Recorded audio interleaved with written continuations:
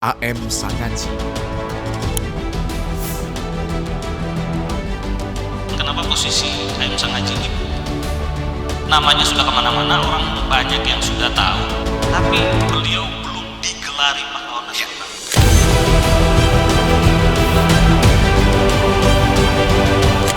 Pengaruhnya yang kuat membuat ia ditakuti Belanda hingga diasingkan di Banjarmasin. Abdul Muthalib Sangaji merupakan tokoh pergerakan nasional dari timur.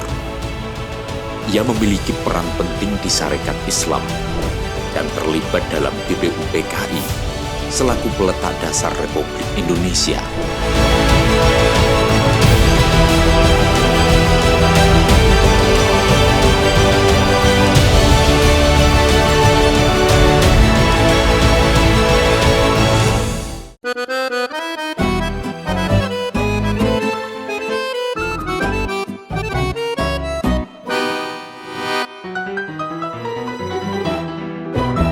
Assalamualaikum warahmatullahi wabarakatuh. Sahabat-sahabat, kembali lagi di Ansor Podcast, segmen OMG, obrolan malam Jumat. Malam ini Ansor Podcast kedatangan tamu spesial. Saya bilang spesial karena bertepatan di malam Jumat, Kamis malam Jumat, kita taping lah. Nanti yang insya Allah akan dirilis di tanggal 3, karena itu ada momentum penting kenapa kita podcast di malam Jumat dan rilisnya di tanggal 3. Nanti kita akan menceritakan apa maksud podcast di malam Jumat dan rilisnya tanggal 3. Itu ada maksudnya lah. Nanti kita cerita-cerita itu dengan narasumber kita. Malam ini kita kedatangan narasumber dari jauh, yang prosesnya juga jauh. Prosesnya itu dari ujung timur sampai ke ujung barat. Kita kedatangan Abang Kamil Moni. Halo Bang. Siap. Sehat Bang? Alhamdulillah sehat. Alhamdulillah. Gimana perjalanannya dari ujung timur ke ujung barat itu Bang? Ini gimana ya? Kalau dulu pejuang kan jalan kaki, kapal. Kalau kita kan naik pesawat kan. Kebetulan naik pesawat. Jadi bisa efisiensi waktu. Ya. Efisiensi waktu. Jadi sahabat-sahabat, malam ini kita akan ngobrol-ngobrol dengan Bang Kamil. Bang Kamil ini salah satu narsum istimewa yang kita datangkan dari ujung timur untuk menceritakan salah satu peristiwa penting di dalam kesejarahan Indonesia, tentang tokoh-tokoh yang berperan penting. Kalau teman-teman mau lihat, saya ini dikasih baju nih. Jadi dia itu tulisannya AM Sangaji, Katong Pung Pahlawan. Katong ini dialek di Maluku, bahasa Maluku. AM Sangaji ini orang Maluku, salah satu tokoh perintis kemerdekaan asal Maluku.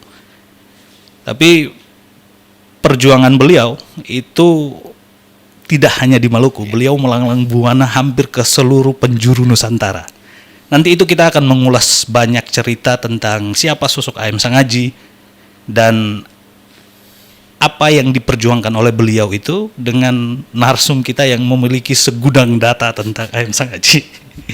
Oke, kita langsung saja ke Bang Kamil. Kita akan ngobrol-ngobrol terkait dengan Abang ini siapa, standing posisinya membicarakan AM Sangaji ini siapa. AM Sangaji ini kan salah satu tokoh pergerakan perintis kemerdekaan. Saya bilang perintis kemerdekaan karena salah satu tokoh proklamer kemerdekaan itu kan kayak ada Soekarno, ada Hatta, ada Sultan Syahrir dan lain-lain. Tokoh-tokoh sebelum itu dikategorikan dalam tokoh perintis. Karena mereka yang memulai gerakan-gerakan kemerdekaan itu.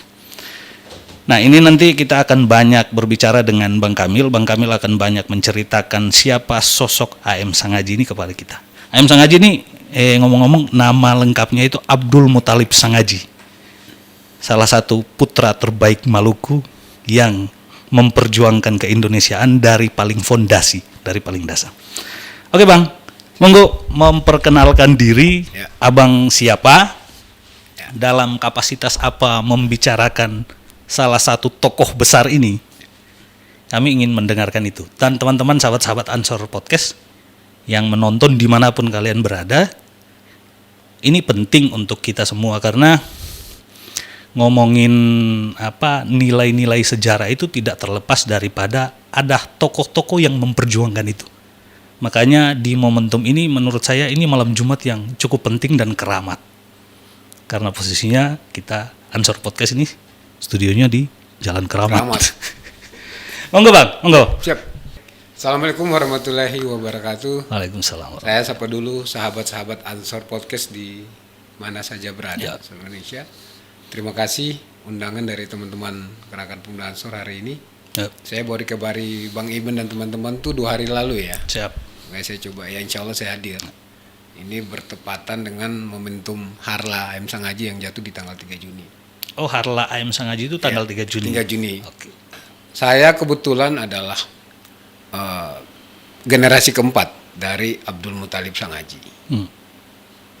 Ibu saya sebenarnya adalah cucu daripada Abdul Muthalib Sangaji. Ibunda almarhum Sahut Sangaji. Oke.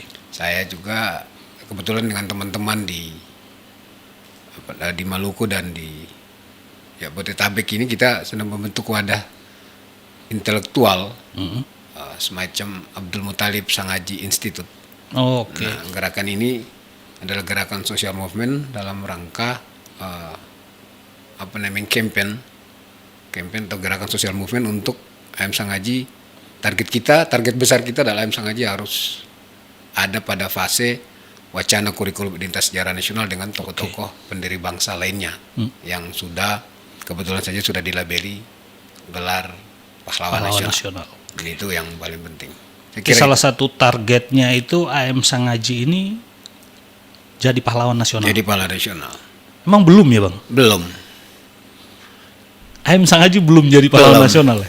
Oh. Selain gelar kehormatan pahlawan nasional, bukan itu saja, tapi yang paling penting adalah ada perjuangan nilai yang bahwasanya kita memperjuangkan nilai AM Sangaji ini. Minimal kalau kita konteksnya Pancasila gitu loh. Yeah. Nah, ada sila kelima kemanusiaan yang adil beradab dan konteks persatuan kesatuan yang kemudian didrive oleh para pendiri bangsa. Ya, saya kira negara harus hadir untuk kemudian bisa memberikan satu. Sangaji harus jadi catatan atau maklumat nasional di bangsa inilah bahwa ada tokoh perintis kemerdekaan yang dari timur, ya kan, rela melepaskan segala kenyamanan dan kemudian memilih gerakan juang bersama teman-teman perintis Indonesia Merdeka lainnya, ya kan, dengan satu visi misi besar memperjuangkan keindonesiaan. Artinya bahwa AM Sangaji harus dilihat dalam perspektif kebinekaan gitu. Dan target kita juga membumikan visi dan mengoperasionalkan misi besar AM Sangaji lewat gagasan-gagasan keindonesiaannya kepada publik Indonesia. Oke Bang, sebelum Abang menjelaskan banyak hal tentang itu, ini cuman mau mempertanyakan aja lah. Saya kan udah sahabat-sahabat kan kita juga pernah di beberapa daerah lah. Di beberapa daerah itu kita kan sudah menemukan nama-nama jalan itu yang mencantumkan nama beliau. AM Sangaji ini kan bukan orang baru di wacana kesejarahan kita lah. Bahkan beliau itu sudah disematkan namanya di beberapa jalan-jalan penting di kota-kota besar tentunya. Tapi kok beliau belum jadi pahlawan nasional? Ini maksudnya saya cuma mau menanyakan itu, kira-kira jawabannya seperti apa itu. Monggo, kira-kira apa yang menjadi titik persoalan ataupun kendala yang bisa Abang jelaskan kenapa posisi AM Sangaji ini namanya sudah kemana-mana, orang banyak yang sudah tahu, bahkan hampir di seluruh penjuru negeri ini orang tahu sosok AM Sangaji, tapi beliau belum digelari pahlawan nasional. Kira-kira kendalanya itu apa? Sebenarnya jawabannya sederhana, sahabat Iben. Artinya bahwa kita lihat kan kalau AM Sangaji, katakanlah dia minim literasi dalam konteks kesejarahan, meskipun banyak baru kita ngulik dapat itu di zaman ini. Tapi kan harusnya ini minimal jadi motor penggerak. Awalnya itu dari keluarga sebenarnya.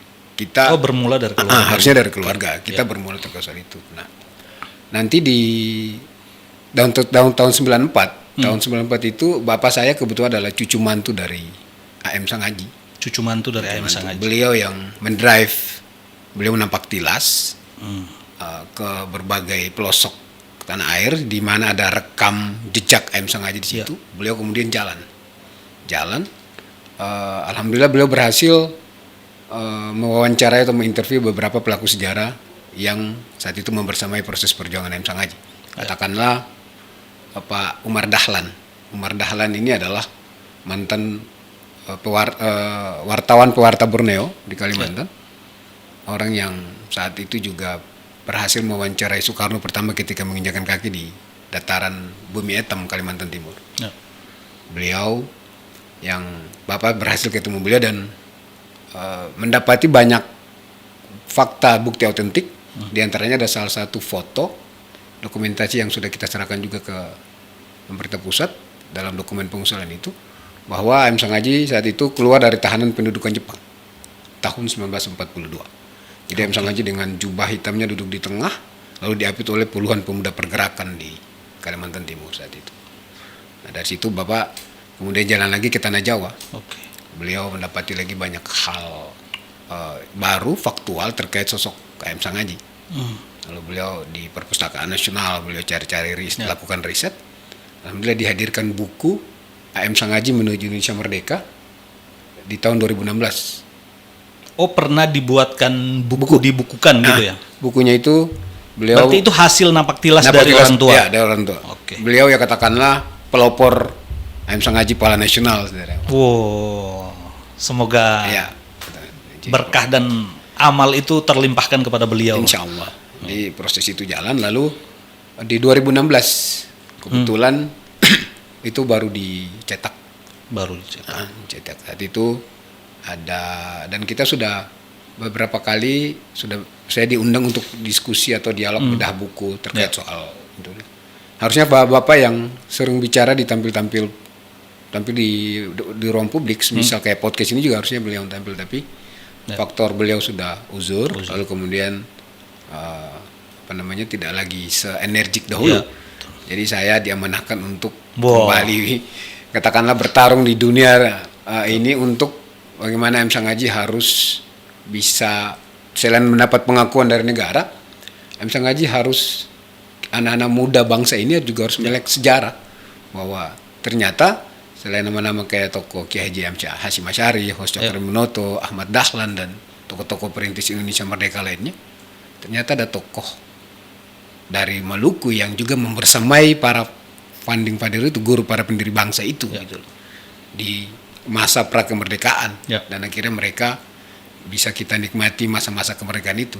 Jadi yang paling penting apa sih generasi muda saat ini, kita mengisi kemerdekaan kan tidak hanya untuk bagaimana handphone kita lihat untuk kita main gadget atau apa segala macam atau sekedar main game tapi bukan itu saja. Minimal kami ingin memberikan pencerahan edukasi kepada publik Indonesia, khususnya anak orang muda milenial saat ini, bahwa tanpa pendiri-pendiri bangsa yang memperjuangkan harkat dan martabat mereka demi Indonesia ini, tentu hari ini kita tidak bisa menikmati alam kemerdekaan ini. Betul. Saya kira itu yang paling penting. Berarti kehadiran Abang melanglang buana kemana-mana ini mandat sejarah. Ada mandat sejarah yang dipikul itu. Dan itu insya Allah dimudahkan jalannya. Amin. Oke Bang, kita nanti akan ngobrol banyak tentang bagaimana proses Abang di dalam setiap fase pengusulan dan berproses di beberapa lembaga. Karena mengusulkan nama pahlawan itu kan ada beberapa syarat yang prosedural yang harus dilalui beberapa tempat, fase dan instansi-instansi tertentu.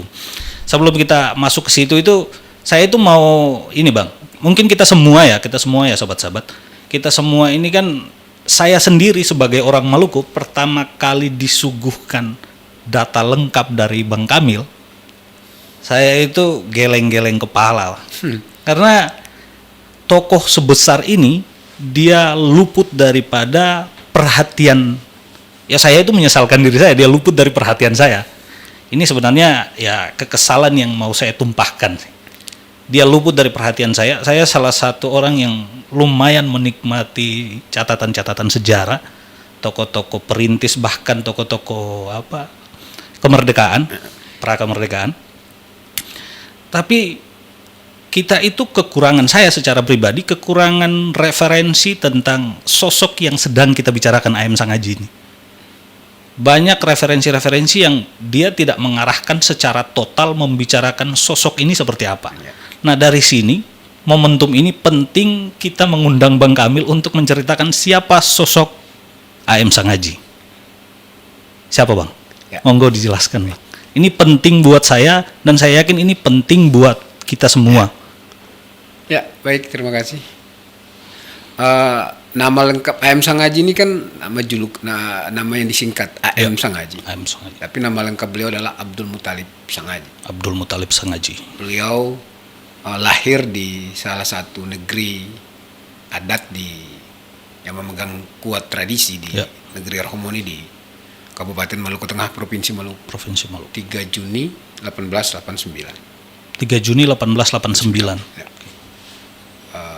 Kebetulan juga beliau memiliki seorang ayah dan ibu dari yang katakanlah dari klan bangsawan. Bangsawan di Maluku. Di Maluku. Oke. Bapaknya adalah Abdullah Sanghaji, Rehen atau Raja Negeri Rohmoni. Oke. Dan juga ibunya adalah Siti Saat Patisongsiwa, putri raja dari negeri Sirusuri Islam di Saparua, Maluku Tengah. Oke. Jadi memang ada darah negara itu. Ya. Terus kemudian A.M. Sanghaji di masa kecil beliau itu kan mendapat pendidikan Islam secara kafah atau mumpuni dari kedua orang tuanya. Oke. Juga dari beberapa guru furqan di kampung halamannya. Beliau diajarkan soal tradisi, bagaimana mengaji, dan kemudian soal keadaban, soal akhlakul karimah, pendidikan imtak. Itu beliau dapat dari situ. Nanti di cukup usianya A.M. Sanghaji disekolahkan oleh ayahandanya dan ibunya di Saparua, kota Saparua, Maluku Tengah. Beliau tinggal di daerah Sirisori Islam, di rumah raja. Kakeknya di Sirisori Islam, negeri Sirisori Islam itu. Jadi dari rumahnya ke tempat sekolah itu lumayan jauh. Beliau jalan kaki terus pulang lagi ke rumah. Setelah cukup di situ beliau di HIS namanya, setingkat sekolah dasar. Sekarang namanya HIS itu Holland Inland School, setingkat sekolah dasar. Lalu setelah lulus dari HIS, tamat dari HIS, beliau melanjutkan ke Mulo. Beliau tingkat SMP di kawasan Kota Ambon. Kota Ambon. Nah, setelah selesai dari Mulo, beliau memang ingin melanjutkan ke jenjang lebih tinggi. Misal saat itu MS, Algemene Middelbare School itu, setingkat SMA. Tapi tidak diizinkan oleh ayahanda dan ibunya. Saking sayang kedua orang tua kepada salah satu anaknya ini. A.M. Sanghaji langsung tidak menuruti perintah arahan dari orang tuanya, kedua orang tuanya. A.M. Sanghaji langsung mencoba peruntungan menjadi Griffenrandrat, pamong pemerintah Hindia Belanda, sebagai Griffenrandrat saat itu panitera pengadilan di Landrat Saparua, pengadilan Saparua. Beberapa tahun di Landrat Saparua, pindah lagi ke Landrat Amboina. Nah, ini menarik. Nanti di Landrat Amboina saat itu di tahun 1917, A.M. Sanghaji rupanya vakansi, istilah orang itu liburan ya. Dia jalan ke Kalimantan Timur di daerah Tenggarong, Samarinda. Nah, pasti kita bertanya-tanya kenapa tujuan ke Samarinda gitu. Ya, betul. Ternyata di sana abangnya itu abang kandungnya namanya Abdullah Sanghaji itu adalah kontroler. Kontroler di daerah Karisidenan Kutai Kertanegara. Kukar. Daerah Samarinda. Beliau kontroler itu kayak asisten udana tingkat wakil bupati sekarang ya. Itu beliau di sana. Nah, beberapa tahun di sana itu beliau tidak tinggal diam. Ya. Beliau di sana juga ternyata banyak membantu pergerakan-pergerakan orang Samarinda di sana. Dan ini bisa teman-teman bisa googling, teman-teman muda bisa googling atau searching lagi di Sejarah Kebangkitan Nasional Kalimantan Timur. Ada datanya di sana. Banyak literasi yang faktual di situ. Artinya Bang Imin, sebelum saya lanjut, saya mau katakan bahwa kita bicara sejarah ini kan harus berdasarkan data dan fakta. Iya, betul.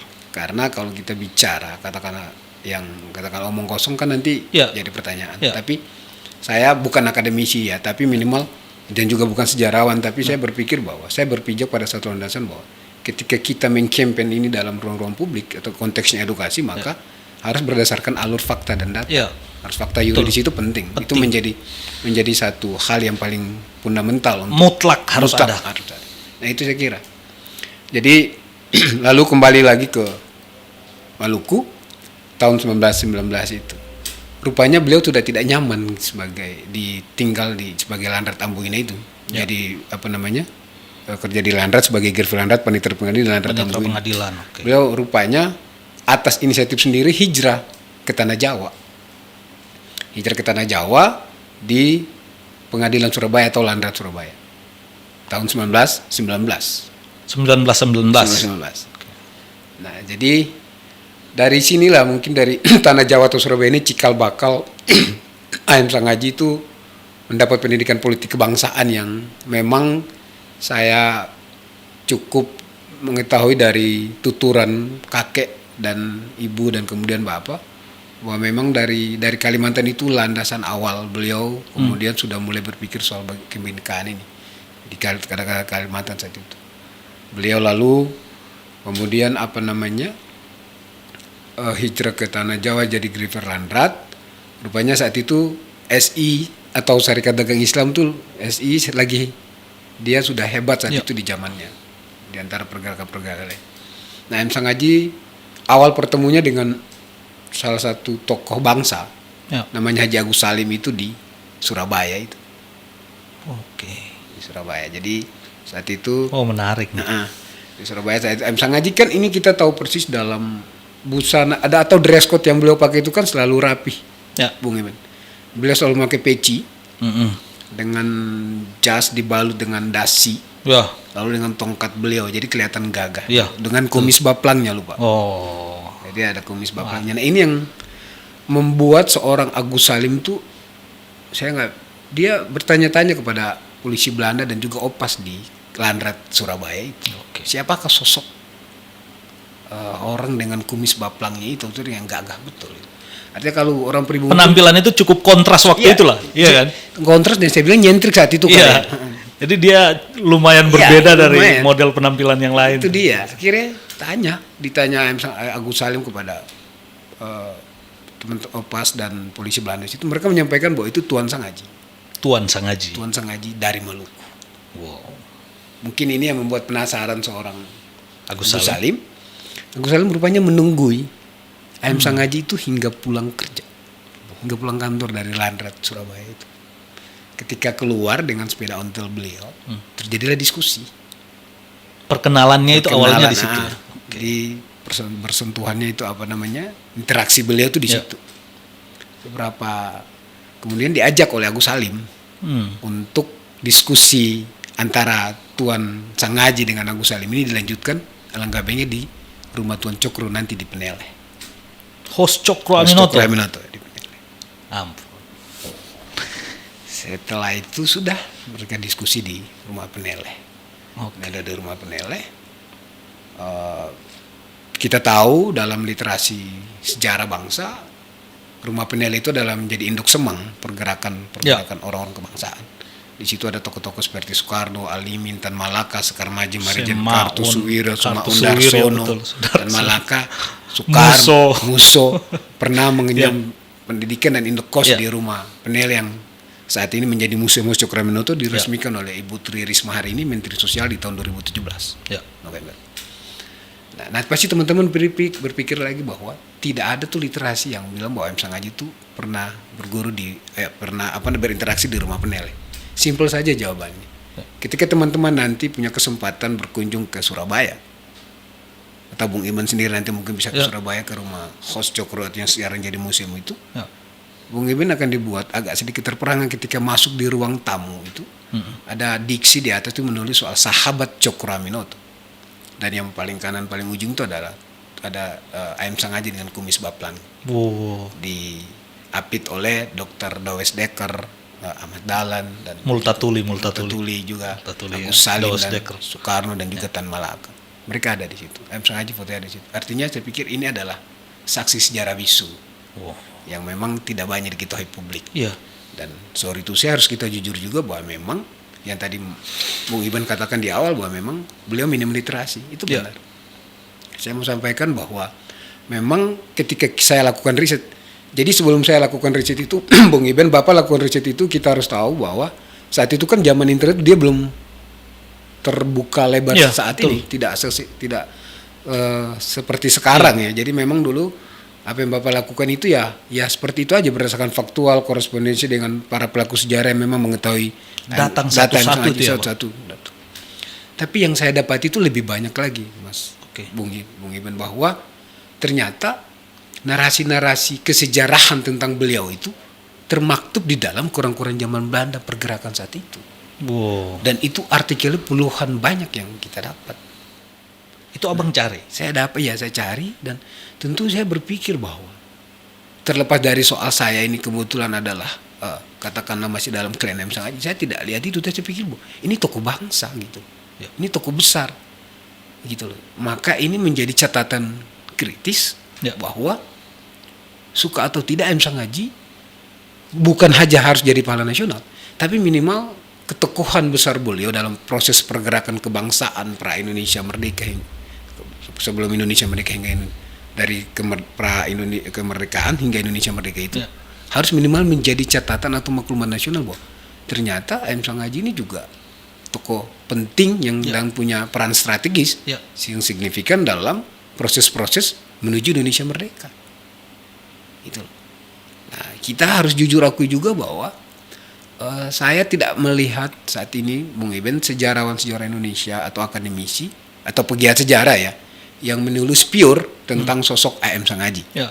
Tapi mungkin di dalam ruang podcast ini saya mengharapkan itu supaya bisa lebih banyak ada narasi-narasi kesejarahan AM Sangaji Betul. lebih ditampilkan lagi. Ya. Teman-teman bisa googling dan bisa cross check di banyak kok saya lihat, dan ini mungkin supaya kemudian kita punya satu konsensus bersama bahwa pemikiran di bangsa ini bahwa memang agar tidak terjadi distorsi lah ya. Ya. Artinya kalau dia membersamai Hos Cokro, Agus Salim, dan interaksi sosial beliau dengan tokoh-tokoh NU dan Muhammadiyah lainnya itu kan kental sekali gitu. Ya. Bahkan kalau saya mau katakan lagi bahwa dengan tokoh NU yang kita tahu inspirator gerakan pemuda Ansor, Kiai Haji Abdul Wahab Hasbullah, namanya juga hampir sama dengan bapaknya Abdul Muthalib Sangaji, Abdul Wahab Sangaji kebetulan. Namanya hampir sama. Lalu dari interaksi beliau dengan M Sangaji, lalu dengan di buku Berangkat dari Pesantren yang ditulis oleh Kiai Haji Saifuddin Zuhri, yang hanya wabil khusus mengisahkan soal beliau, Pak Saifuddin Zuhri itu mengisahkan soal sosok AM Sangaji dengan kumis bapaknya gitu. Itu di buku Berangkat dari Pesantren. Nah, jadi lalu kemudian AM Sangaji memelopori gerakan Laskar Hizbullah yang kita tahu adalah terbawa daripada tokoh ulama tradisional saat itu. Ya. Dan beliau ada di masa-masa fase-fase perjuangan saat itu. Nah, tentu ini yang memang tidak banyak diulas di dalam narasi-narasi kesejarahan di bangsa ini. Nah, bagi kami ini selalu akan menjadi catatan penting bagi kita khusus. Makanya itu gunanya saya berpikir bahwa harus ada semacam diskursus kebangsaan gitu. Ya. Nah, apa yang saya harus lakukan, minimal harus ada satu wadah intelektual atau yang bicara soal diskursus AM Sangaji. Dengan interaksi beliau dengan tokoh-tokoh lain, kita akan lakukan kajian strategis itu. Maka saya nanti pasca ini tentu ini akan terus berjalan, Bung Iben, di Abdul Muthalib Sangaji Institute akan sama-sama kolaborasi dengan institut-institut kepahlawanan atau pahlawan nasionalnya untuk kita lakukan sama-sama konsensus, kita memperkenalkan gitu. Ya. Jadi dalam konteks kebangsaan gitu. Ya. Mungkin kita lakukan dialog-dialog kebangsaan, sekolah-sekolah politik kebangsaan, supaya kembali anak-anak muda Indonesia itu, lagi-lagi saya mau tekankan, kita harus melihat pada sejarah bangsa. Bahwa bagaimana para founding father itu dengan segala perbedaan cara pandang politik, tapi mereka berpikir soal keindonesiaan gitu. Nah, ketika orang tua itu mereka sudah mewariskan atau memberikan legacy yang baik untuk kita, lalu hari ini kita harusnya meneruskan estafet itu kita perjuangkan dengan tidak hanya berkutat pada hal yang remeh-temeh gitu. Kita harus bangkit, move on, bahwa kita harus belajar dari sejarah itu, bahwa kebersamaan, kebinekaan dalam konteks Pancasila Undang-Undang Dasar itu harus menjadi falsafah hidup bangsa orang Indonesia. Dan anak muda harus menjadi motor penggerak itu sampai kapan? Saya kira itu. Ini super Bang, keren Bang. Saya itu apa ya Bang? Penjelasan ini mungkin kalau kita komparasikan kita coba visualisasikan cerita Abang tadi ke dalam sebuah lintasan perjalanan sejarah tokoh besar ini, ribet banget itu. Dan saya mau nanyakan ini Bang, Abang dapat data itu dari mana sih? Ya. Yang saya mau coba masuk itu, kenapa para sejarawan kita ini dia nggak menulis tentang itu? Kenapa mereka tidak menemukan, padahal kan mereka punya metode, mereka punya formula untuk menemukan setiap kecil catatan sejarah dari perjalanan sebuah bangsa lah. Apalagi ya kayak kita bilang kita orang Maluku, sejarawan-sejarawan Maluku, kita minim Bang, minim informasi tentang siapa sosok A.M. Sangaji. Ini yang membuat saya dari tadi ini ya nggak sanggup mau menanggapi apa Bang. Abang ngomong kayak gitu itu kan ya saya terperangah Bang. Ini fakta perjalanan yang kalau disandingkan dengan tokoh-tokoh besar lainnya di negeri ini, beliau nggak kalah posisinya, nggak kalah kedudukannya, nggak kalah spirit juangnya Bang. Dan beliau itu layak untuk negara datang menyambangi nama beliau, mengangkat itu menjadi sebuah apresiasi negara terhadap perjuangan-perjuangan beliau. Insya Allah. Kenapa kita kekurangan referensi sejarah tentang itu Bang?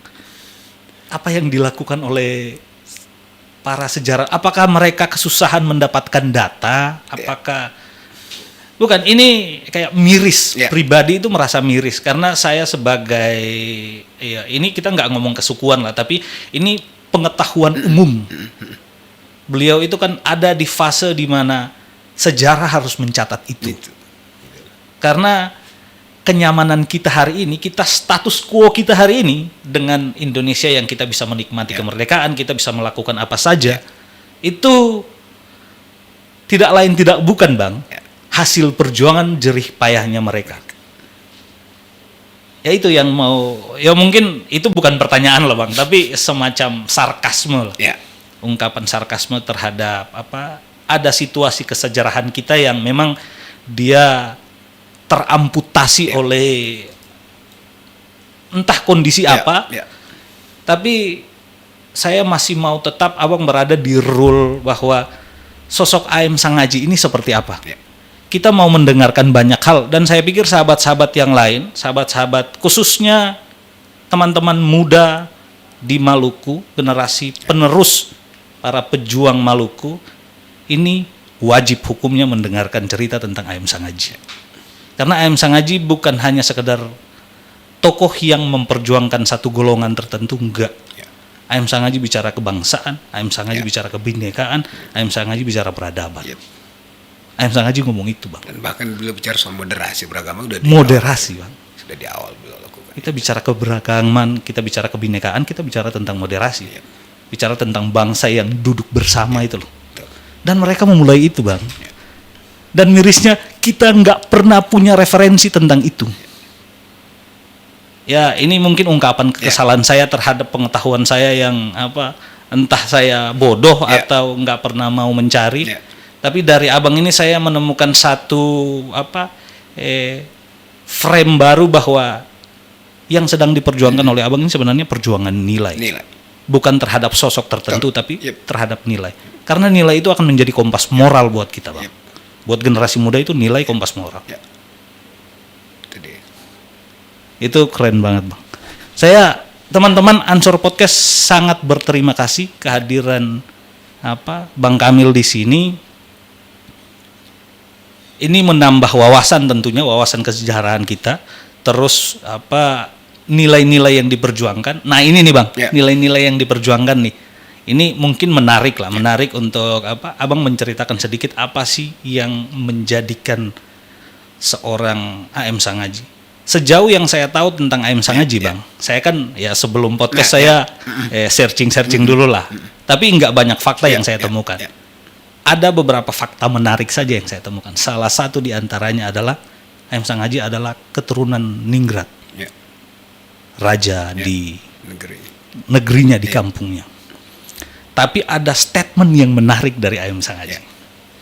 Ayam Sangaji bilang, kalau nggak salah lah, ini konteksnya itu dia bilang, saya lebih baik memperjuangkan kemerdekaan Indonesia daripada kembali menjadi seorang raja. Wow, itu statement langit itu. Cuman orang-orang dengan punya keyakinan teguh, keyakinan kuat, yang bisa mengeluarkan statement sejelas itu, Bang. Apa yang dia perjuangkan, Bang? Ya, itu tadi. Tapi saya mungkin cerita dia punya sejarah kali ya. Soal narasi ini. Jadi begini, Bung Iben. Tahun 1921 itu bapaknya M. Sangaji, ayahnya Raja Abdul Wahab Sangaji itu berkunjung ke daerah Surabaya, berkunjung ke Tanah Jawa, yakni di Surabaya. Tujuan beliau itu sebenarnya mau ke Kalimantan, ke Karesidenan Kukar, karena saat itu kakak yang tertua, putra sulung M. Sangaji, putra sulung Abdul Wahab Sangaji, namanya Abdullah Sangaji, kakak kandung dari M. Sangaji itu ada bertugas jadi kontroler di Karesidenan Kukar di Samarinda itu. Tapi dalam prosesnya Abdul Wahab Sangaji, kakek Abdul Wahab Sangaji mendarat di Surabaya, di Tanah Jawa. Bagaimana cara beliau ke Surabaya gitu kan? Ternyata saat itu ada teman-teman atau orang-orang pribumi yang saat itu sudah berdagang ke daerah Surabaya, menjual hasil komoditas alam lokal, pala dan cengkeh saat itu. Jadi kampung tetangga, negeri Kailolo namanya. Ternyata mereka menyewa pajiwakan. Pajiwakan itu semacam sejenis perahu layar kecil yang disewakan dari saudara-saudara di sana, kita bilang masyarakat Buton dari Sulawesi Tenggara yang tinggal di Waiselan, Kabupaten SBP. Beliau menumpang pajiwakan itu ke Tanah Jawa. Nah, sampai di Tanah Jawa di Surabaya, Abdul Wahab Sangaji lakukan berdiskusi dengan AM Sangaji, bahwa dengan anaknya bahwa antara Abdullah Sangaji dan AM Sangaji harus ada yang pulang menjadi raja menggantikan posisi ayahnya apabila beliau mangkat. Karena saat itu sudah uzur. AM Sangaji duduk terdiam lumayan, beliau berpikir. Tetapi agar tidak mengecewakan bapaknya, beliau sampaikan bahwa Abah tidak usah ke Kalimantan. Tinggal saja di sini. Tapi kalau Abah bilang harus ada yang pulang menggantikan posisi ayahanda menjadi raja, ya kan? Saya sudah nyaman dengan kondisi saya saat ini. Saat itu beliau sudah melepaskan jabatan beliau sebagai Griffer Landat Panitera Pengadilan, dan sudah berinteraksi dengan pejuang-pejuang perintis Indonesia mereka saat itu di Surabaya, Tanah Jawa saat itu. Surabaya menjadi lokomotif pergerakan juga saat itu di Tanah Jawa.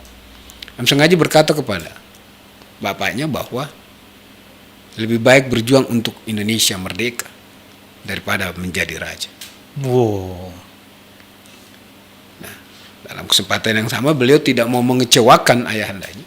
Beliau langsung berujar kepada ayahnya bahwa Abah nanti pulang saja, biarkan saya nanti yang kemudian menulis surat, mengirimkan surat kepada Abang Abdullah, kakaknya yang di Kukar itu untuk pulang menjadi raja. Ya benar. Tidak lama kemudian bapak ayahanda AM Sangaji, Abdul Wahab Sangaji kembali ke Maluku. AM Sangaji langsung menulis surat kepada Abdullah Sangaji, sang kontroler di Karesidenan Kukar, dan alhamdulillahnya Abdullah Sangaji mengiyakan maksud hati daripada ayahanda lewat surat yang ditulis oleh AM Sangaji. Seketika tidak lama kemudian Abdullah Sangaji pulang dan menjadi raja di sana. Iya, Bang. Jadi relate dengan cerita itu tadi, Bang. Maksudnya dia kan bisa saja memilih untuk kembali menjadi raja, memegang kekuasaan sekalipun itu cuman wilayah tertentu wilayah kecil. Tapi dia sudah nggak repot-repot tuh untuk berpikir bagaimana membangun gerakan. Ya nggak? Tidak berpikir soal ada yang harus diperjuangkan gitu. Dia tidak harus berpikir tentang itu, tapi dia memilih untuk meninggalkan itu dan memilih untuk ada di tantangan yang berat itu loh.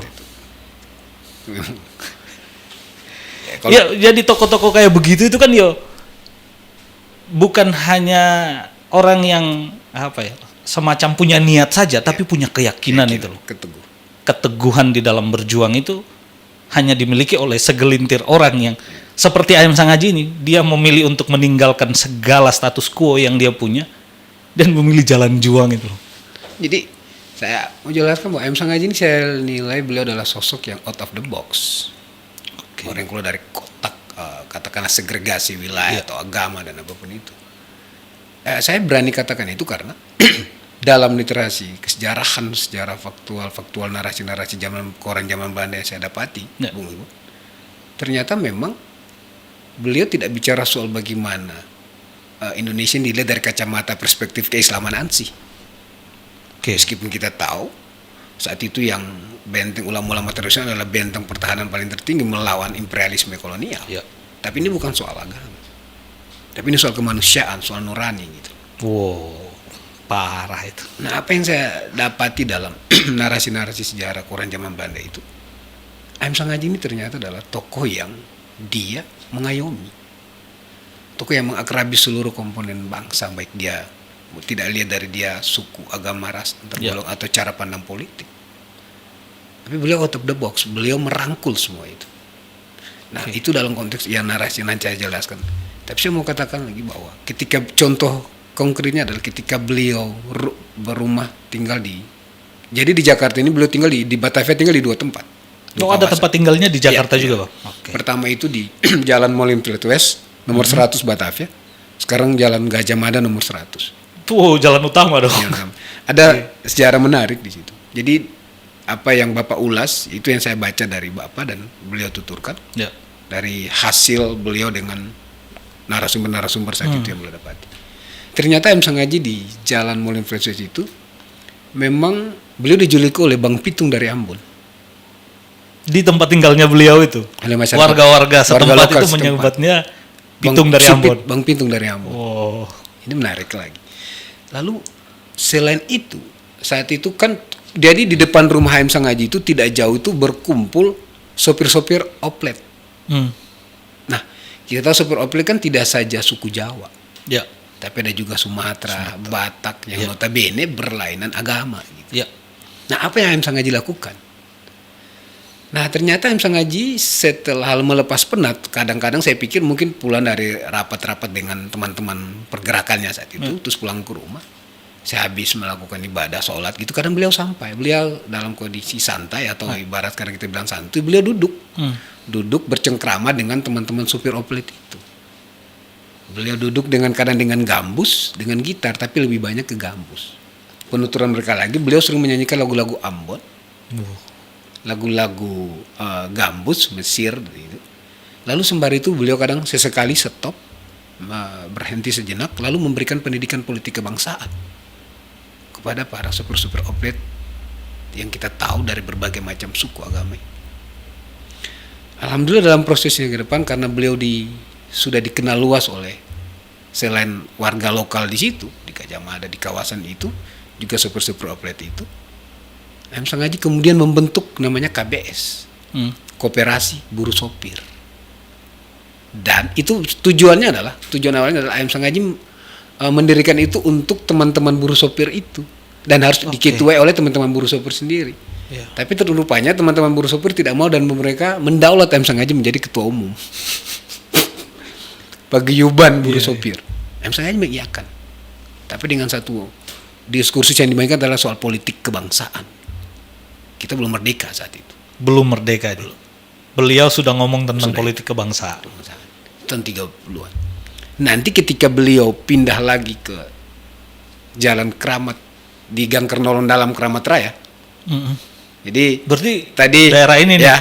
Tadi saya lihat di awal tadi Bung Ibin bilang bahwa saya Keramat, ya M. Sangaji tinggal di daerah Keramat. Nanti ada ceritanya sampai Sumpah Pemuda beliau tinggal di mana. Beliau ikut jadi peserta utama Kongres Sumpah Pemuda itu karena tinggalnya di Keramat, di Gang Kernolon Dalam Keramat Sentiong. Di samping. M. Sangaji tinggal situ. Lalu dalam proses yang saya lihat di Keramat Sentiong itu, rupanya beliau juga mendirikan Persatuan Pedagang Pasar Senen di Pasar Senen Karawang. Jadi ini tokoh bukan saja bicara pada revolusi fisik, bukan saja orator ulung atau deklamator ulung, tapi juga saya lihat Ayam Sengaji merambah segala aspek, tokoh pendidikan lah, gitu loh. Betul. Nah, beliau mendirikan Persatuan Pedagang Pasar Senen, mendirikan terus juga koperasi buruh Tanjung Priuk. Buruh Tanjung Priuk juga, Bang. Diketuai oleh itu ada di sejarah Batavia kalau nggak salah. Dan saya punya narasi itu ada. Ini saya baca dari narasi. Sorry kalau saya agak lewat, tapi yang jelas beliau bentuk Persatuan Pedagang Pasar Senen. Oke. Pasar Senen tadi di Atrium itu di Pasar Senen Pasar sekarang. Senen sekarang. Lalu kemudian buruh angkutan di Priuk. Buruh angkutan ya di Priuk itu. Beliau bentuk itu. Jadi beliau masuk di segala segmen kehidupan. Nanti kita tahu puncaknya itu di 1928 itu. 1928 Sumpah Pemuda Pemuda itu. Beliau didapuk menjadi peserta utama Kongres Sumpah Pemuda 1928. Peserta utama. Dan narasi ini teman-teman bisa ke Museum Sumpah Pemuda sendiri atau minimal searching. Dari peserta yang hadir itu kan Ayam Sengaji yang paling pertama dari hampir 100-an lebih ya. Sudah lebih peserta Kongres itu. Di antaranya kita tahu nama-nama settle di bangsa ini. Ya. Sultan Syahrir, Muhammad Hatta, Ki Hajar Dewantara. Lalu kemudian dengan ketuanya Sugondo Jayapuspito, lalu dengan yang lain juga Wage Rudolf Supratman. Ya. Mereka ada di Muhammad Yamin. Ayam Sengaji menjadi peserta utama Kongres Sumpah Pemuda. Ya, saya berpikir kenapa jadi peserta utama Kongres? Ya. Ternyata Ayam Sengaji adalah generasi tua mungkin. Tapi saat itu dimudah-mudahin atau barangkali beliau dihargai. Ya. Ada bentuk penghargaan dan beliau tidak mewakili apa dan apa. Ya, saat itu kan ada perwakilan Yong Slebes, Ya. Yong Ambon, Yong Batak, tapi Ayam Sengaji pure peserta Tidak berdiri atas nama kelompok tertentu ya? Beliau Hadir di sana sebagai seorang tokoh lah. mungkin seperti itu. Jadi beliau didapuk menjadi peserta utama Kongres. Nah, memang di dalam sejarah tidak tertulis. Ya. Tapi keterangan Ruslan Abdul Ghani, tokoh eksponen pergerakan di 4 tahun 45, beliau menjabarkan dan itu tertuang di apa yang Bapak tulis. Bahwa, kan saya dapat pertanyaan dari beberapa teman-teman yang juga membaca buku bahwasanya, bro, kalau memang Ayam Sengaji itu tokoh besar, kenapa nggak pernah masuk dalam jajaran kabinet? Saya bilang ke teman-teman bahwa sebenarnya sederhana saja jawabnya. Tokoh itu kan atau bahkan ulama itu kan dia ada dua. Ya. Dia ulama yang behind the scan di belakang layar atau dia jadi ulama atau pemikir dengan dia sering tampil. Ya. Saya kira Ayam Sengaja di behind the scan. Tapi sebagai catatan juga bahwa di kabinet Amir Syarifuddin dan kabinet Hatta Ayam Sengaja ada sebagai penasihat. Ada catatannya itu, Bang. Ada. Itu dikemukakan oleh Ruslan Abdul Ghani ketika Ruslan Abdul Ghani datang ke Maluku di salah satu kampus Universitas Kristen Indonesia Maluku dalam rangka saat itu memorial lecture, cara memorial lecture untuk mengusung Dr. J. Lemena, Yohanes Lemena dan Lator Hari sebagai pahlawan nasional. Tapi juga mereka juga pada saat itu upaya dari akademisi UKIM, saat itu rektornya Profesor Pendeta Dr. J. Norimarna, belum mengundang saat itu Pak John Piris, anggota DPD RI, kemudian Pak Fadil Muhammad, dan juga terakhir tadi itu Ruslan Abdul Ghani. Bapak saya saat itu diundang oleh Om John Piris untuk hadir. Saat itu Om John Piris lihat Bapak sering menulis di koran-koran Suara Maluku terkait soal Ayam Sengaji, lalu beliau mengundang. Bapak langsung mencatat sendiri apa yang dia kemukakan sendiri di dalam forum memorial lecture itu atau workshop itu. Ya, Ruslan Abdul Ghani berkata bahwa hubungan saya dengan tokoh-tokoh Maluku, khususnya Sengaji dan Lemena bukan saja saat ini, tapi sebelum Indonesia mereka kita sudah ada. Bahkan ketika saya menjadi sekretaris menteri, Ayam Sengaji itu sudah. Jadi Ayam Sengaji itu di kabinet Amir Syarifuddin itu beliau pernah menjabat sebagai sekretaris menteri kehakiman. Sekretaris Menteri Kehakiman. Siapa menteri kehakimannya? Kalau saya tidak keliru, Mr. Kasman Singudimejo. Itu. Nanti itu kabinet 6, lagi kabinet 7. Karena terjadi pergolakan saat itu tidak bertahan lama kabinet itu, lalu dihadirkan lagi kabinet ke-7 dengan Perdana Menterinya Muhammad Hatta. Ya. Ayam Sengaji menjadi lagi-lagi menjadi sekretaris Menteri Pertahanan. Katakanlah sekretaris sekaligus penasihat. Siapa Menteri Pertahanan saat itu? Sri Sultan Hamengkubuwono ke-9. Terakhir nanti di tahun 40-an Soekarno meminta mentornya yang disapa dengan Om atau Paman Talib ini menjadi penasihat delegasi di kapal USS Renville. Jadi berlebihan sekian gitu. Nah, narasi-narasi ini mau kita hidupkan nanti. Ya. Artinya memang butuh pendalaman dan pembuktian, tapi saya kira sejarah faktual bangsa ini akan kemudian bisa memposisikan itu bahwa memang beliau ada di fase-fase itu. Gitu. Ya. Nah, ada yang bertanya lagi, M. Sangaji tidak punya foto Ansi dengan Soekarno. Saya kembali bertanya, Ya. apakah Hos Cokroaminoto ada? Apakah Ki Haji Ahmad Dahlan ada? Atau apakah Ki Haji Hasyim Asy'ari ada? Abdullah Pasbula ada foto dengan Soekarno yang notabene adalah junior-junior mereka di zaman itu? Kan nggak ada. Agus Salim wajar ada karena Agus Salim, maaf, beliau berumur panjang tadi. Ya. Ya kan? Salah satu menteri negara juga kan. Hos Cokro Pasca kemerdekaan. Hos Cokro 34. Ya. Tapi saya bilang ke mereka, kita buktikan saja di sejarahnya, faktual. Saya bilang buka aja di ANRI, Arsip Nasional Republik Indonesia. Kita akan dapati di situ ketika di tahun 20 Mei 1948 Insinyur Soekarno mengutus Mr. Asad, saat itu Ketua BP Badan Pekerja Komite Nasional Indonesia Pusat, cikal bakal KNPI. Beliau mengutus untuk mencari pejuang-pejuang bangsa perintis yang masih hidup. Didapatilah M. Sangaji mewakili Masyumi. Tahun 48. Hadir di situ. Beliau hadir dengan teman-teman pergerakan lainnya. Yang ketua panitianya saat itu Ki Hajar Dewantara, ada hadir Dr. Rajiman Weddiodiningrat dan lain-lain. Itu 20 Mei 1948 dalam momentum Hari Kebangunan Nasional atau yang kita kenal hari ini dengan Hari Kebangkitan Nasional atau Hari Kipnas. Dan banyak sekali catatan-catatan, kalau saya tidak dibatasi oleh waktu, saya pikir ada banyak sekali. Bahkan saya bilang tadi, interaksi sosial beliau dengan tokoh-tokoh ulama habaib zaman dulu itu, mereka tuh ternyata satu visi misi, satu mindset berpikir bahwa ada persoalan kebangsaan hari ini yang harus kita sama-sama. Jadi bicara soal nation state itu mereka sudah bangun di awal kali. Kalau di SDM Sangaji dengan Cokro sudah adanya Zalbastur, bagaimana melakukan pemerintahan sendiri. Nanti setelah Hos Cokro wafat baru kemudian interaksi lagi dengan tokoh-tokoh sosial, tokoh-tokoh pergerakan yang lainnya. Mereka satu visi misi untuk bagaimana Indonesia ini merdeka, bebas dari cengkeraman imperialis. Nah, proses-proses panjang ini yang saya bilang mereka ada di koran-koran zaman Belanda mewartakan itu, Bung Ibu. Ya, jadi wajar saja ketika A.M. Sangaji dijuluki dengan jago tua. Jago tua. Nah, jadi tagline jago tua ini kan A.M. Sangaji itu dijuluki jago tua ya. Dan dijuluki jago tua ini oleh pemerintah kolonial Hindia Belanda. Di mana kita bisa dapati itu? Ya, teman-teman bisa lihat di artikel-artikel itu yang mewartakan bahwa sosok jago tua sang deklamator ulung ini itu di koran SK Hindenburg Kalimantan, koran Hindenburg Kalimantan dan SK Merdeka Solo mewartakan soal jago tua. Nah, semangat jago tua itulah hari menurun di saya dan Bung Iben dan teman-teman sahabat podcast Ansor, kita adalah jago muda. Jago muda yang meneruskan hita perjuangan tokoh-tokoh bangsa ini, salah satunya adalah M. Sangaji.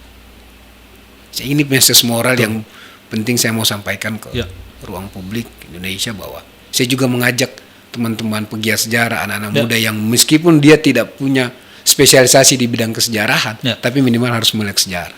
Ya, betul. Dan saya mau sampaikan juga pada akademisi sejarawan yang mudah-mudahan insya Allah ke depan mereka bisa lebih detail bicara atau punya kajian khusus strategi terkait soal sosok yang satu ini. Betul. Nah, jadi perjuangan kami lakukan hari ini bukan saja soal gelar kehormatan dengan termaktub dalam besluit atau surat keputusan presiden. Itu soal lain. Ya. Hakul yakin saya ikhtiar saya yakin bahwa cepat atau lambat M. Sangaji pasti dijadikan sebagai pahlawan nasional. Entah tidak tahun ini atau nggak ada masalah. Kita bukan soal itu. Tapi negara harus hadir nantinya pada akhirnya setelah apa yang kita lakukan ini, ikhtiar-ikhtiar juang yang kita lakukan ini. Saya kira ini yang terus akan kita gelorakan, semangat-semangat juang ini. Bahwasanya ya saya sebagai representasi anak muda, Bung Iben, kita semua tahu juga bahwa ya kalau kita nggak belajar dari sejarah, mungkin orang berpikir bahwa belajar sejarah itu sesuatu yang kita dipikir kita kolot atau apa. Saya kira tidak. Karena kalau kita tidak belajar bersejarah, nggak mungkin kita jadi manusia Indonesia sejati hari ini. Ya. Bayangkan saja kalau kita masih dijajarin, masa iya kita bisa duduk di podcast, ya kan nggak mungkin. Ya, nggak mungkin. Kita kan masih dalam konteks angkat perang, bambu Ya. runcing apa segala macam. Itu. Jadi saya lihat juga bagaimana M. Sangaji dengan keaktifan beliau memelopori gerakan Laskar Hizbullah Ya. Di Jogja waktu di itu Jogja dan Solo, ya kan. Nah ini tentu saya kira kita tahu Laskar Hizbullah itu kan adalah bentukan dari ulama-ulama tradisional kayak Haji Ahmad Asy'ari dan lain sebagainya. Mereka itu kan tokoh-tokoh belum ada, katakanlah mereka berjuang dengan satu cita-cita bahwa ya penjajah harus kita usir karena kita nggak undang mereka ke sini. Nah, itu yang saya kira banyak, kalau saya tidak ditanyakan mungkin saya lupa, tapi nanti dalam proses ada pertanyaan saya mungkin bisa ini. Ini Bang, maksudnya ini menarik, ini cerita panjang Abang dari tadi ini menarik untuk saya saya memastikan begini Bang. Abang mencari data ini satu-satu ya.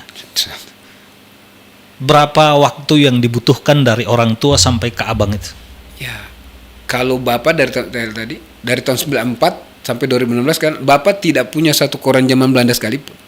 Itu saya berpikir bahwa mungkin saat itu dunia internet belum terlalu booming kali ya, tidak sekelas kita. Tapi kenapa saya bisa dapat catatan M. Sangaji ini? Ya, saya saat itu ketika seminar nasional part 1 di salah satu hotel di Ambon, saya itu kayak semacam dikasih kayak semacam bahasanya ada nggak sih gitu loh dokumen-dokumen zaman Belanda yang menceritakan khusus soal M. Sangaji. Oke. Saya juga berpikir artinya ini korelasinya ke koran zaman Belanda gitu. Ya. Saya kemudian pulang ke rumah, Bung Imin. Saya bilang, dapat di mana ya? Tim peneliti pengkaji gelar daerah dibentuk saja, konon katanya tidak dapat. Mereka tidak dapat itu. Tidak dapat itu. Nanti di ending saya kemudian kumpulkan narasi-narasi, saya serahkan ke mereka sebagai variabel pendukung nantinya, dan itu sudah diserahkan. Saya bingung. Akhirnya di rumah saya Tapi data-data yang Abang serahkan itu semuanya terverifikasi. terverifikasi. Dan itu dari valid. Itu dari mana sumber utamanya? Perpustakaan Nasional, Bung Iben. Simpel aja. Perpusnas RI memberitakan itu. Oh, kenapa selama ini mereka nggak ngakses? Gampang aja. Perpusnas. Oke Bang, maksudnya itu soal lain lah, itu soal lain. Iya. Tapi yang mau saya tegaskan itu kan nggak mudah nih Bang. Maksudnya Abang menjejaki setiap proses dari awal dari orang tua 94 ya, dari 94. tahun 94 sampai kalau nggak salah itu saya baca di salah satu portal berita pengusulan AM Sangaji ini 31 Januari 2023 ya kalau nggak salah. Ya. Kalau nggak salah itu. Proses awalnya itu dari mana Bang? Abang memulai proses awal pengusulan ini dari mana sih? Ya. Jadi dari 2016 itu Bapak kan sudah nulis buku, sudah diluncurkan ke ruang publik. Karena beliau sakit-sakitan, saya waktu itu kebetulan ada di Ambon. Pertama kali itu diundang oleh salah satu organisasi Cipayung Press, diundang untuk bicara. Harusnya Bapak yang diundang, tapi Bapak nggak sempat. Bapak suruh saya tampil ngomong. Saya bingung kan Bung Ibu. Loh, saya nggak pernah ngomong di ruang publik semisal kayak begitu. Gimana soal sejarah ini kan? Kira saya coba, saya Bismillah aja 2 hari saya berani bicara di forum intelektual gerakan mahasiswa itu. Yang di Maluku itu. Di Maluku itu. 2016 saya stuck, saya balik ke Jakarta. Kebetulan saya. Oh berarti dulu itu Abang itu stay-nya di Jakarta? Saya di Jakarta. Jadi di sini kebetulan. Abang itu dulu profesinya apa? Sebelum melanglang buana menjadi pelacak sejarah ini? Ya, kebetulan saya advokat Bung Imen. Advokat? Saya konsultan hukum dari 2017 itu gitu. Dari 2016 itu saya sudah mulai sekolah-sekolah itu, jadi sudah mulai nanganin kasus.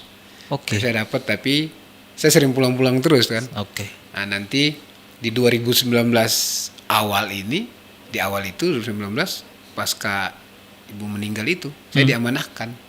Mendapat amanah sejarah tadi itu Bang? Untuk meneruskan perjuangan sang ayah, perjuangan ayah yang sudah sakit-sakitan dan minimal AM Sangaji harus jadi pahlawan nasional. Itu amanah sang ibu. Jadi saya sudah hampir 2 tahun lebih, itu masuk 3 tahun saya lepaskan profesi sebagai advokat. Saya coba Bismillah dengan keteguhan sikap, ikhtiar, juang ini saya lakukan. ini seperti dejavu Bang, ya enggak? Maksudnya ada pilihan status quo kenyamanan yang sebenarnya bisa saja Abang nggak memilih untuk berjuang di sini. Seperti halnya ketika ayahanda Ayam Sangaji menawarkan kembali memimpin negeri menjadi seorang raja, dia memilih untuk berjuang. Sama seperti Abang bisa memilih dong, bisa memilih untuk tetap menjadi advokat, tapi memilih untuk rehat itu sebentar. Ada perjuangan sejarah, ada amanah sejarah yang mau diperjuangkan. Dan itu menarik. Ayah mantu bapak saya yang notabene adalah ayah mantu dari sang cucu Ayam Sangaji, ponakan saya. Bapak saya yang diamanahkan oleh ayah mantunya. Jadi ini persoalan amanah lagi saya bilang. Jadi bapak diamanahkan dari mantunya, dari mertuanya, dari mertuanya, mertuanya untuk melakukan proses perjuangan ini. Akhirnya selesai di buku tahun 2016. Saya lagi mendapat amanah di 2019 pasca ibu meninggal. Melanjutkan amanah itu lagi. Estafet perjuangan ini. Jadi kalau amanah kan dari apalagi ada orang tua perempuan ibu kan, Bung Iben tahu lah ya. Saya mau nggak mau, saya bismillah. Ya, dengan liturnya saya lakukan. Ya alhamdulillah. Yang tadinya saya merintis, bapak udah merintis, saya tadinya juga nggak pede, nggak berani. Tapi alhamdulillah seiring berjalan dengan keteguhan sikap, saya nawaitu. Alhamdulillah hari ini proses itu sudah terperfak di Kementerian Sosial. Sudah di Kementerian Sosial sekarang Bang? Berarti sudah sampai di pusat dong? Sudah. Tahapan sudah selesai. Dari provinsi, itu kan pengusulan dari provinsi ya Bang? Pemerintah provinsi mengusulkan ke pemerintah pusat ya? Berarti tahapan dari provinsi sudah selesai, sekarang masuk di Kementerian Sosial. Kementerian Sosial.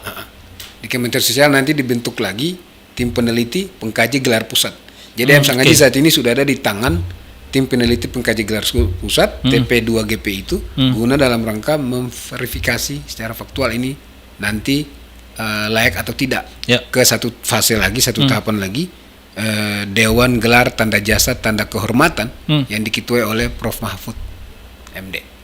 Menko Polhukam ya Menko Polhukam dan mungkin Ibu Mutia Hatta ya kalau nggak salah. Yang saya tahu seperti itu. Lalu nanti tahapannya setelah itu dirasa cukup diserahkan lagi ke Presiden Republik Indonesia Pak Presiden Joko Widodo untuk dilakukan evaluasi dan nanti endingnya di Pak Presiden. Beliau adalah pemangku kepentingan dan sekaligus adalah beliau memegang kompetensi absolut. Siapa sih yang layak untuk dijadikan pahlawan nasional?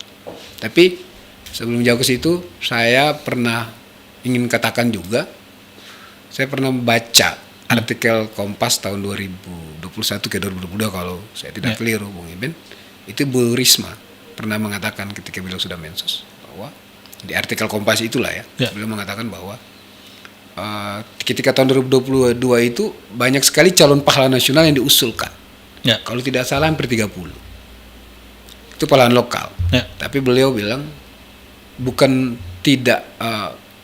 mengenyampingkan pahlawan lokal, tetapi yang bukan juga diprioritaskan, tapi kita akan coba cross check yang lebih ke tokoh perintis kemerdekaan.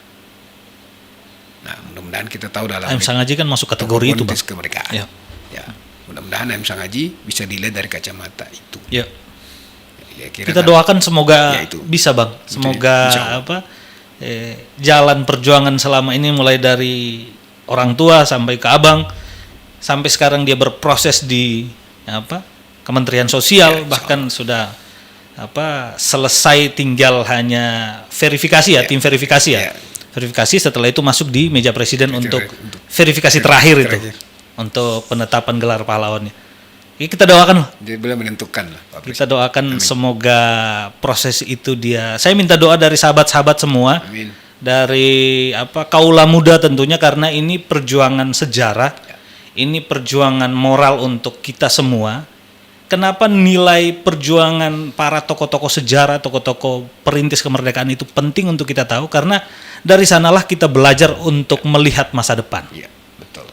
Kita menikmati semua kenyamanan hari ini adalah hasil jerih payah perjuangan tokoh-tokoh yang merintis, mewakafkan dirinya habis-habisan untuk Indonesia merdeka. Mungkin begitu Bang. Kita minta banyak terima kasih dari Abang sudah menceritakan dan berbagi menurut saya ini cerita apa ya? Cerita paling penting selama saya mengulik tentang literasi tokoh-tokoh bangsa lah. Iya. Yang lain kan mudah kita temukan. Kita bicara tokoh-tokoh besar bangsa itu mudah kita temukan. Tapi saya kaget ketika A.M. Sangaji ini jejak juangnya itu luar biasa besar dan mengerikan. Saya minta terima kasih kepada Bang Kamil sudah datang membersamai kita di sini. Semoga ikhtiar beliau dengan keluarga, Amin. bahkan ini bukan konteks ikhtiar keluarga, tapi ini ikhtiar anak bangsa Anak bangsa. untuk menghadirkan kembali nilai-nilai kebangsaan yang jujur. Kita harus jujur mengakui, negara harus jujur mengakui bahwa A.M. Sangaji adalah tokoh perintis kemerdekaan. Ya. Sekian dari saya. Wallahul muwafiq illa aqwamit thoriq. Assalamualaikum warahmatullahi taala wabarakatuh. Waalaikumsalam warahmatullahi wabarakatuh.